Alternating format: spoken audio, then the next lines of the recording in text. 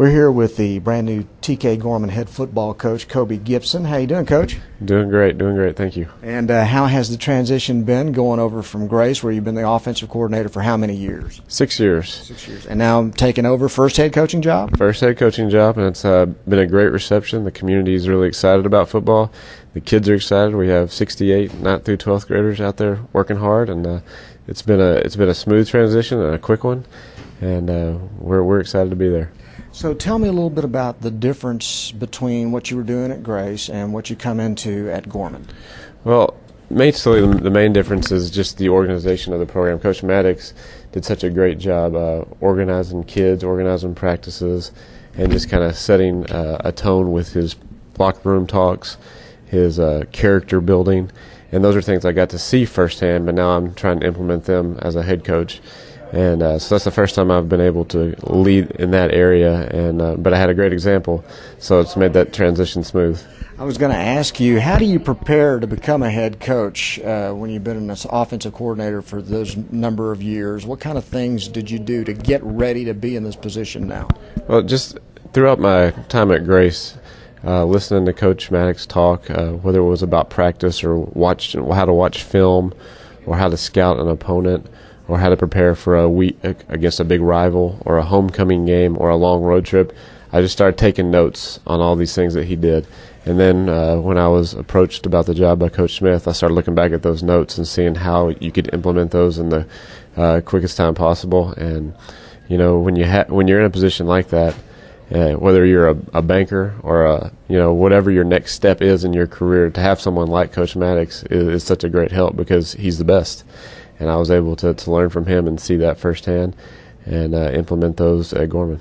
So when you took over the job, what weren't you prepared for? Anything catch you by surprise when you got there? Well, another part of being a head coach that is different is managing and controlling a budget.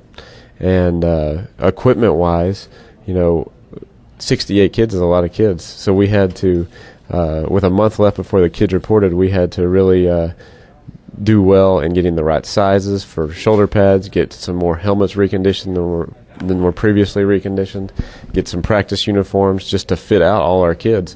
And with a budget that obviously has an amount of money in it, and with kids growing the way it has, that was a challenge, but it was a good challenge because it's exciting to have that many kids.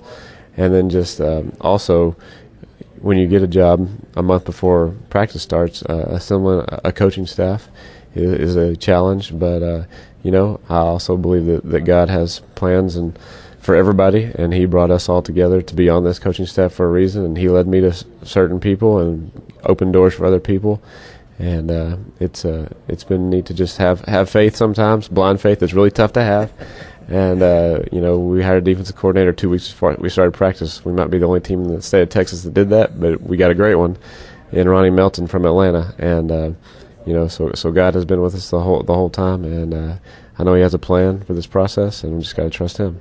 Okay, now I know Gorman and Grace have been bitter rivals over the years. So what is it like now, knowing that, but also knowing that you've got really deep ties with Grace and a good friend in Coach Maddox over there, and Jeff Smith being a former athletic director over there? I mean, you guys are all kind of brothers in arms, and yet now you're on opposite sides of the fence here.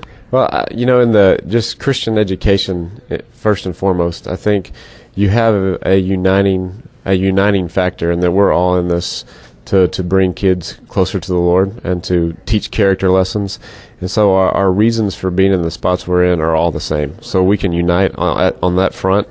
And also, now that we're all in the same district, you have basically Tyler schools and Metroplex schools. So the Tyler schools have to stick together in that area, because I know the Dallas schools are. And so we will help each other all we can. We will cheer for each other all we can. All I've done basically with Grace is I've moved from being a coach to being a huge fan, and that program will continue to succeed and flourish, and not only on the field but off the field. And so, yes, there is a rivalry, a good, healthy, athletic rivalry, but there is respect for each team and how hard we'll each play and how competitive each team is going to be. And so there's a healthy respect. Yes, a good rivalry, but that's just high school football at its finest. Now, you come in from a situation where you guys ran the spread. It was a fast-paced, wide-open offense. And Gorman, at least from my experience watching him in JV games, was always triple option, power football, things like that. What are you going to run there? We will run a version of the spread similar to what we did at Grace and just kind of fit it to our personnel. You know, we have some bigger linemen than we had at Grace, and that with a different skill set. Both good types of linemen. And at Grace, you got guys that will scratch and claw and fight you and give everything they have. And over at Gorman, we have some guys that are just can bench press 300 pounds and are big in stature. And so you just have to tailor your offense to what the offensive line does best. And the bottom line is that it doesn't matter really how much the coach knows; it's how much the kids know. So it's a teaching process, and we're doing that daily, and hoping by the first game we're ready to go. How hard is it, too, though, to put in a totally new system with kids who've done something almost completely different than what you're bringing in? Well, it is difficult in some regards, as in you're starting from ground zero in terms of terminology, in terms of technique. But with the Gorman kids, just like the Grace kids 6 years ago, they are eager and willing to learn. They're very smart and want to ask questions, very inquisitive. They take initiative when they don't know something to ask or to come get help after practice. And so that's the part of the process that makes it smooth, is the kids' effort in learning. What are some of your strengths going into this season? Well, offensive line, no doubt, has some great experience. They've have two seniors that have been – this will be their fourth year to start. And so in the trenches, I feel like will be our strength. We have some kids on the defensive line as well that have played there for a couple of years, and some young guys that are really coming on. So basically, our level of physical play has really impressed me so far in practice. Now we just have to be able to carry that over to the game. And what are some of your greatest concerns? Concerns would be, number one, special teams. Just having a chance. You want to get the bread and butter of your offense and defense, but so many games, especially early on, will be turned and won on special teams.